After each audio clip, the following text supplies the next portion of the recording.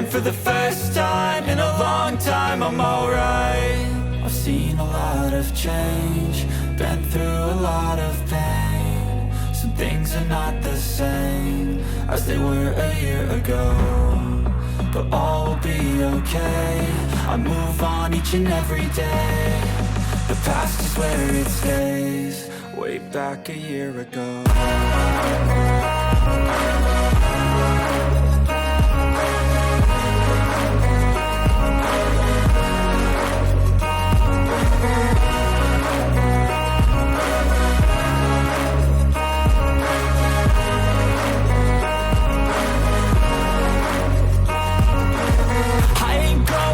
I'm not falling. I'll push all my chips and call all in. I'll bet on myself. You keep stalling. Mau kemana nih? Bandung. Bandung. Bandung di mana? Di mana? Oh, di sana. Assalamualaikum warahmatullahi wabarakatuh. Hari ini kita mau ke Jatinangor, ke arah Kabupaten Sumedang. Di sana mau ada acara seminar nasional bersama alumni IPDN angkatan 21. Jadi hari ini kita OTW ke sana. Target sore nanti kita akan sampai di area Jatinangor dan kita besok acaranya pagi sampai dengan malam. Oke, stay tune terus untuk ikuti vlog kita hari ini, vlog kita kali ini, dan kita akan ketemu teman-teman angkatan 21 yang berjumpa reuni di Jatinangor.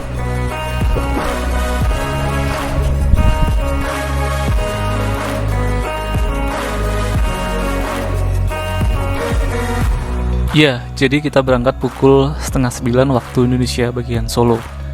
Di sini aku ditemenin Bojo dan Bocil. Rute perjalanan kita full melalui jalur tol, melalui pintu masuk Boyolali sampai dengan keluar exit tol Cilenyi. Perkiraan perjalanan sampai di sana sekitar 6-8 jam, dengan asumsi sekali rehat buat sholat dan makan di tengah perjalanan. Oh iya, vlog kali ini lebih bercerita tentang perjalanan dan pengalaman nostalgia selama di Jatinangor dan sekitarnya. Semoga ini bisa menjadi kenangan yang indah untuk kita tua nanti, khususnya untuk rekan-rekan PDN Angkatan 21. Nah, di sini aku janjian sama teman-teman yang sekarang bertugas di Kabupaten Wonosobo bersama Nugroho dan Arif. Rencana kita akan bertemu di rest area Banjaratama Heritage. Oleh karena itu, aku harus nyesuaiin waktu pemberangkatan sampai di sana sekitar jam 12 siang. Perjalanan dari kota Solo menuju rest area Banjaratama yang aku rasakan cukup nyaman. Cuman terasa lebih panas ketika kita melewati jalur Pantura. Dan setelah kurang lebih 3,5 jam perjalanan, pada akhirnya kita sampai di lokasi di mana aku, Arif, dan Nugroho udah janjian. Beruntungnya kita bisa saling share lokasi sehingga kita bisa berpapasan di tengah jalan dan ketemuan di rest area Banjaratama. Wih, malah Di Nugroho. Salim dulu. Salim. Ngomong, makan apa kamu? Apa? Hah? Fresh. Itu Zen tuh. Salim. Coba. Dikasih itu. Oke, jadi ini merupakan salah satu spot rest area yang paling unik di tol Trans Jawa. Bukan sekedar menjadi tempat istirahat aja sih, tapi juga sebuah kawasan yang penuh akan sejarah. Nama Banjaratama itu dulu adalah sebuah pabrik gula yang dibangun pada zaman Belanda. Banyak elemen asli dari bangunan ini yang masih dipertahankan. Lihat aja, ada bata-bata merah yang masih kokoh, struktur bangunan yang tinggi, dan jendela-jendela besar dengan nuansa kolonial yang seakan membawa kesan kembali ke masa lalu. Di rest area ini, pilihan kulinernya banyak banget lur. Terdapat juga stand-stand yang menjual berbagai macam jajanan lokal. Selain makanan, di sini juga ada oleh-oleh khas daerah, mulai dari batik, kerajinan tangan, hingga produk kesenian lainnya. Nah, sebelum kita madang, kita sholat dulu di masjid yang letaknya di area outdoor bangunan bekas pabrik gula ini. Area luarnya sangat luas, dan ada beberapa spot foto yang masih dengan tema sama, yaitu heritage. Begitu masuk ke masjidnya, hal pertama yang aku rasakan adalah nuansa bangunan dengan perpaduan arsitektur heritage dengan bentuk masjid yang elegan. Terlihat dari dinding yang kokoh dengan susunan bata merah, langit-langit yang tinggi, dan kolam-kolam ikan yang didesain apik di tepian lantai masjid yang membawa kita dalam nuansa tenang dan adem meskipun di luar hawanya lagi panas. Setelah sholat, kita lanjut menyantap kuliner khas dari kota Tegal. Sebenarnya kalau disuruh milih, kita malah bingung mau makan apa, karena saking banyaknya jajanan kuliner yang ada di sana. Setelah kenyang, kita lanjut meneruskan perjalanan ke barat.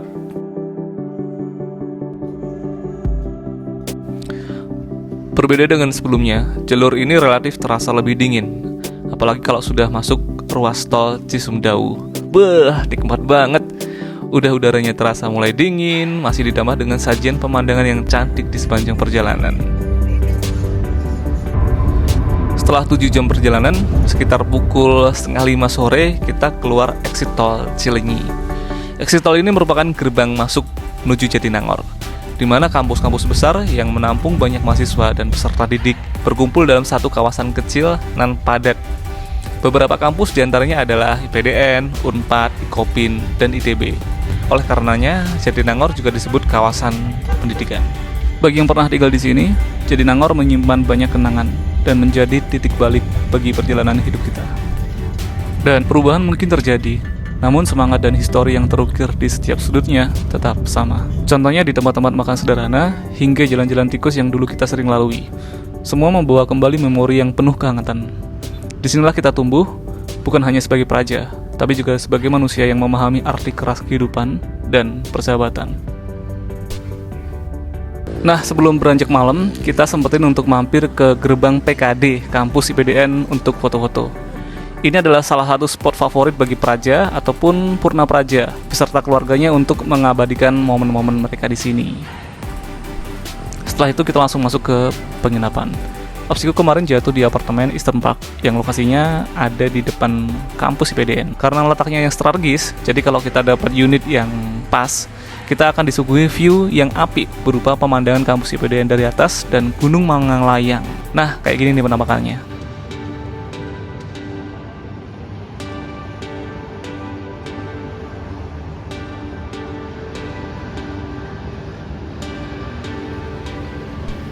Nah guys, mumpung lagi di bumi Sunda, kita sempatkan untuk mengunjungi Masjid Al-Jabar yang jaraknya sekitar 12 kilometer dari Jatinangor. Masya Allah, dan ini beneran apik banget masjidnya. Desain arsitekturnya menyerupai kelopak bunga yang sedang terbuka di tengah danau. Dan kalau malam tambah terlihat cantik karena banyak lampu-lampu yang akan menambah keindahan visualnya. Begitu juga ketika kita masuk ke dalam. Masjid ini memang benar-benar memancarkan spiritual yang tenang dan kusuk. Interiornya yang didesain modern dan minimalis dengan sentuhan geometris yang unik. Dan waktu itu aku sempatkan sholat serta berdoa untuk semua alumni IPDN Angkatan 21 dan semua viewers yang melihat video ini, supaya kita diberikan kesempatan bisa beribadah lebih baik dan diberikan kesehatan serta rezeki yang melimpah. Amin. Nah, paginya sebelum berangkat ke acara seminar nasional, aku sempetin untuk sarapan ke salah satu kuliner yang dulu aku sering kunjungi ketika masih praja. Kurasa ini jadi salah satu opsi anak-anak mahasiswa di sini kalau mau sarapan. Namanya Soto Madura Naila. Di sini opsinya ada soto daging sapi dan soto daging ayam. Sebenarnya lucu sih, karena udah jauh-jauh sampai Jatinangor, makannya masih di daerah Etanan atau daerah Madura. Tapi ini beneran seriusan enak. Rasanya nggak berubah. Terakhir dulu kalau nggak salah aku tahun 2013 atau 2014an, rasanya masih konsisten. Mulai dari kuahnya yang kental, dagingnya yang nggak pelit, dan rasa kaldu yang mantap. Tenang, harganya juga worth it banget. Kita makan berdua aja habis sekitar 60 ribuan. Jos. Habis kenyang, aku langsung lanjut acara seminar nasional. Di lokasi acara disambut baik sama panitia dan ketemu sama teman-teman yang udah sekitar sedasawarsa nggak jumpa secara langsung.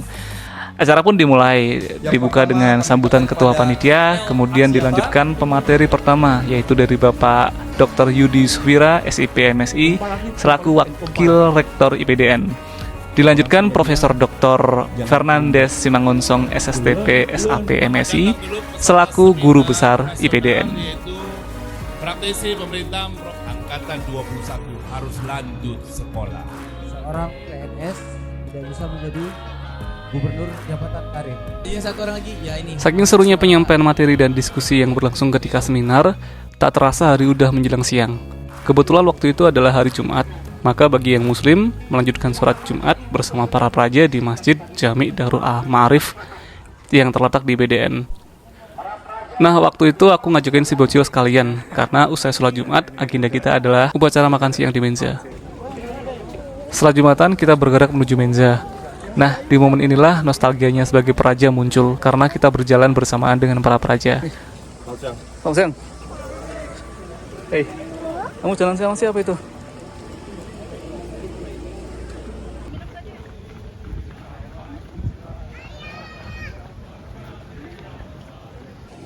Yeah, I'm about to fade away, cause every time I wake up I feel like it's Monday. Something's going wrong with all the chemicals up in my brain. All of a sudden I don't look at anything the same way. Gotta build up of my thoughts sitting in an ashtray. I'm sorry that I'm so inconvenient, okay. Just let me be me and I'll stay out of your way. I can see the way you look at me, I'm such a disgrace. I never really asked to be brought into this place. You wanna love me? Well then baby I have a taste. All the highs and the lows, no you'll never be the same. I don't really wanna hurt you but I can't control the pain. If you're sticking by my side, maybe we could be okay. Okay, maybe you could be the change I need.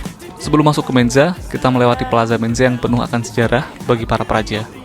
Menza Nusantara merupakan gedung tempat para praja melakukan upacara makan, baik itu makan pagi, siang, ataupun malam. Makanan yang ada di sana sudah siap tersaji di meja dan selalu berganti menu di setiap harinya. Jadi para praja hanya tinggal melakukan upacara makan dengan tertib.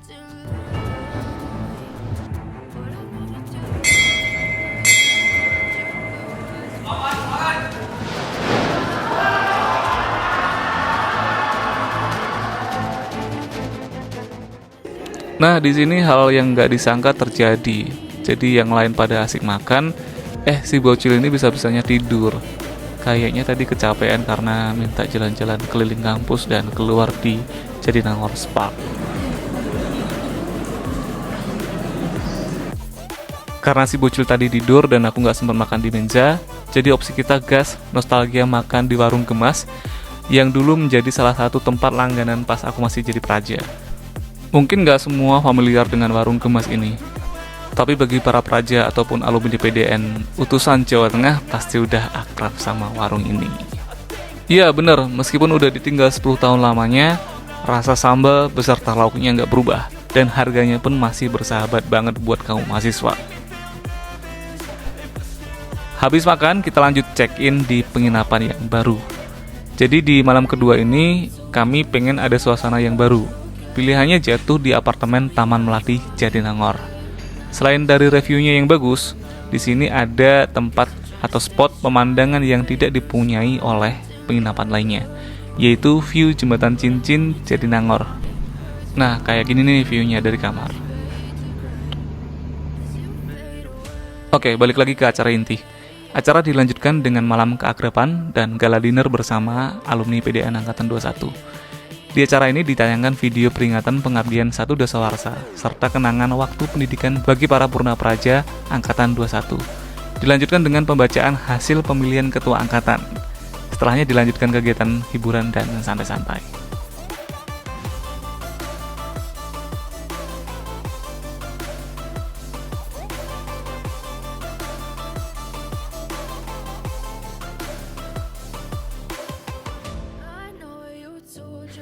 Beranjak ke agenda hari berikutnya, yaitu apel provinsi yang dilaksanakan di lapangan parade. Jadi peserta reuni yang hadir pada saat itu dipersilahkan untuk berkumpul di depan PKD atau gerbang kesatrian IPDN. Sementara yang kita lihat di balik gerbang sudah ada adik-adik yang tergabung dalam unit Kita Abdi Praja yang sudah menunggu untuk mengantarkan peserta reuni masuk ke dalam lapangan parade.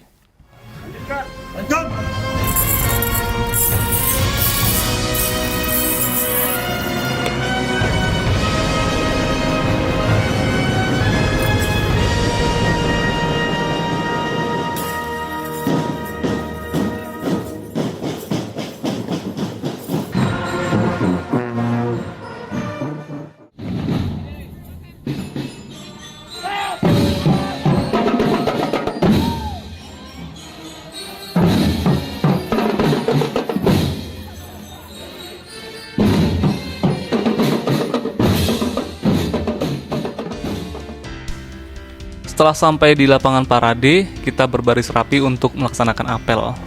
Tapi hal yang sangat disayangkan waktu itu adalah Pak Arif Edi selaku Kepala Biro Administrasi Hukum, Kepegawaian dan Hubungan Masyarakat IPDN berhalangan hadir membersamai kami untuk memberikan arahan dan doktrin yang mantap seperti yang beliau dulu sering sampaikan ketika waktu praja.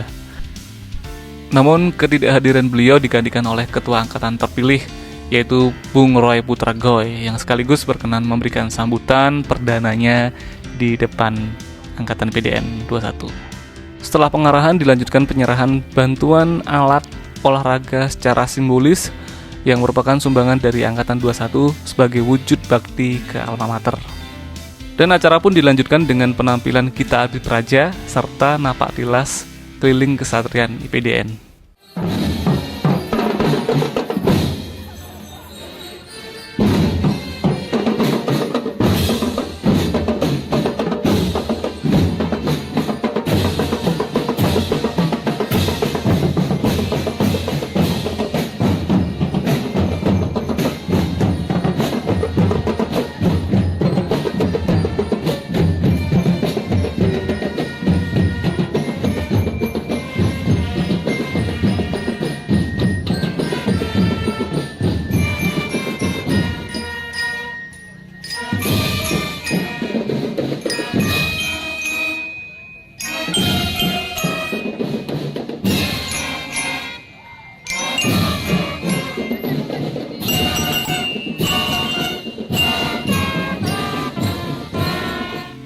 Di ujung acara sebagai penutup rangkaian kegiatan apel provinsi pagi itu, untuk menambah nostalgia, kami melakukan push up angkatan di lapangan parade.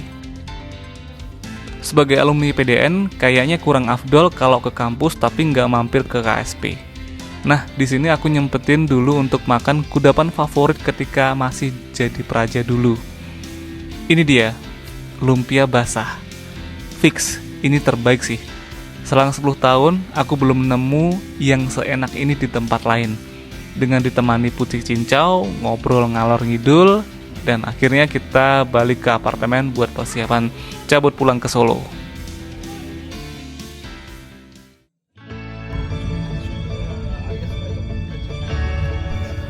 Tapi sebelum pulang ke Solo, kita nyempetin mampir beberapa tempat di Bandung. Tujuan kita pertama makan siang di Dago Heritage, kemudian ke Masjid Raya Bandung, dan terakhir kita mampir untuk makan malam di Lekong Lake Street Food. Yes guys, jadi itulah cerita reuni Satu Dasawarsa IPDN Angkatan 21. Alhamdulillah acaranya sukses. Terima kasih kepada seluruh panitia yang sudah mengonsep dan melaksanakannya dengan baik. Sampai jumpa lagi di kesempatan berikutnya. Wassalamualaikum warahmatullahi wabarakatuh. Abadi dalam hati dan prestasi.